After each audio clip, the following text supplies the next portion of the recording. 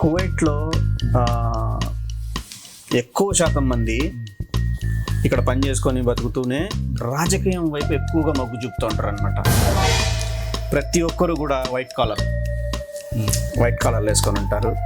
వాళ్ళు చేసే ప్రతి ఒక్క చిన్న పనికి కూడా మిగతా వాళ్ళు వచ్చి శాలువాలు కప్పుతూ ఉంటారు. ఒకప్పుడు శాలువ కప్పితే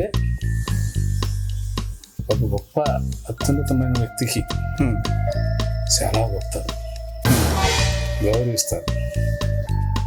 ఇప్పుడు శాలువాలంటే శాలువాలకే విలువ లేదు. ఏంది ఎంత ఒక ప్రోగ్రామ్ అంటే ఒక 50 మంది తీసుకొస్తారు, 50 మందిని శాలువాలు కప్పడమే.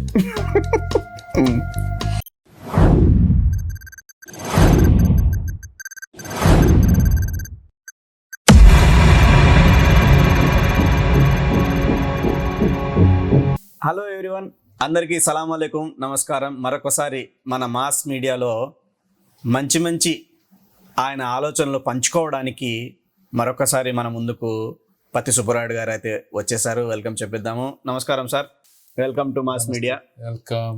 థ్యాంక్ యూ మరొకసారి మాకు అవకాశం కల్పించినందుకు. ఎన్నిసార్లైనా రండి, ఎన్నిసార్లు తీసుకోండి. ఈరోజు సార్, నేను చాలా సార్లు గమనించింది ఏంటంటే కువైట్లో ఎక్కువ శాతం మంది ఇక్కడ పని చేసుకొని బతుకుతూనే రాజకీయం వైపు ఎక్కువగా మొగ్గు చూపుతూ ఉంటారు అనమాట. ప్రతి ఒక్కరు కూడా వైట్ కాలర్లు వేసుకొని ఉంటారు. వాళ్ళు చేసే ప్రతి ఒక్క చిన్న పనికి కూడా మిగతా వాళ్ళు వచ్చి శాలువాలు కప్పుతూ ఉంటారు. అఫ్ కోర్స్ మీకు కూడా చాలా మంది శాలువాలు కప్పి సన్మానాలు అవి చేస్తూ ఉంటారు.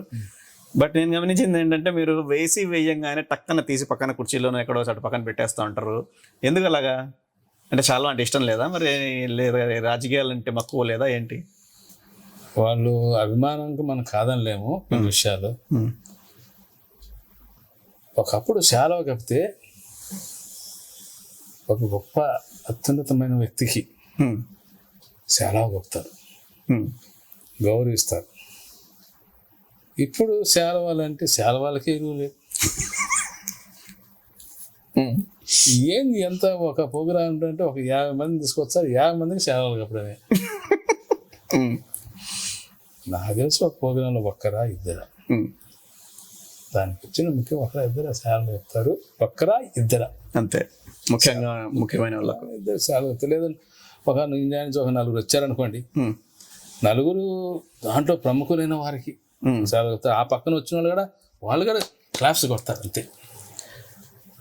సరే, ఇండియా నుంచి 5 మంది కూడా వచ్చారు, కప్పిన అదొకరు.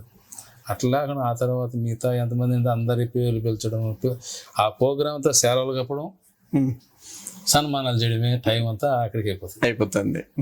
ఒక ప్రజలకు ఉపయోగించే స్విచ్లు ఏమిటి, ఇంకేం లేదు. నేను స్విచ్ బాగా మాట్లాడండి లేదా ఫోన్ పెట్టుకుని చూడండి, మీరేం చెప్తారు చెప్పండి. దానివల్ల ఏం ఉపయోగం ఉండదు. ఆ శాలువలకే విలువ లేకుండా పోయింది అంటున్నా. ఏం చేస్తాను? సో షాయిబాకే విలువ లేకుండా పోయింది అనేది మీ ఆలోచన. అందుకే నాకు ఏమన్నా ఇస్తే నేను అప్పుడే తీసేస్తా. సమ్ టైమ్స్ అది పడుచుకొని అది పడిపోతుంది, మళ్ళీ వాళ్ళకి బలంతో కొంతమంది వేస్తారు. కాదల్లా కొంచెం పెట్టుకుంటానే కానీ వాళ్ళకి ఇచ్చేసి రావడమే. మొత్తానికి శాలువ అంటే అంత పెద్దగా మీకు శాలువ అనేది పెద్ద అది అంత ఇంపార్టెంట్ గా. మా అయ్య చెంగలాడే ఒక మాట చెప్తాడు, సామెత చెప్తాడు. ఈ శాలువలు ఏం లేదు, ఆయన అసలు ఏదో ఒక్క సందర్భంలో ఒకటంటే పర్వాలేదు. ఎవరంటే ఏదైనా ఆయన బర్త్డే ఏదో అయినా కానీ ఆయన పెద్దగా ఈ శాలువలు ఎందుకు తెస్తారు మీరు, ఈ శాలువలు ఈ బుక్కలు ఇంతాడము, వాటి బదులు మజ్జిగ తీసుకురాపండి, మజ్జిగ పేరు తీసిన పేదవాళ్ళు ఆడ మజ్జిగ తాగుతారు, బాగుపడతారు. ఎందుకు ఈ డబ్బులు ఖర్చు పెట్టేది? బ్యానర్ ఖర్చు పెట్టుకోవాలి. మొత్తం బ్యానర్, ఆ బ్యానర్ అట్నే ఎత్తి పెట్టుకో, ఎన్ని రోజులు అదే బ్యానర్ వేసుకో అంటున్నాను. ఎందుకు ఎన్ని డబ్బులు తగలేయడము?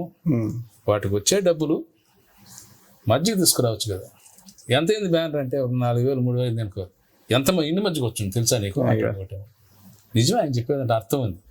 ఏనవసరం డబ్బు తీస్తాము, ఒక 5 నిమిషాలు తీసాడు పారేయాలి. అది పారేయడంలో వాతావరణం కాలుష్యం, ఆ ప్లాస్టిక్, అన్ని రకాల అన్ని రకాలుగానే అన్ని రకాల ఇబ్బంది, నష్టమే.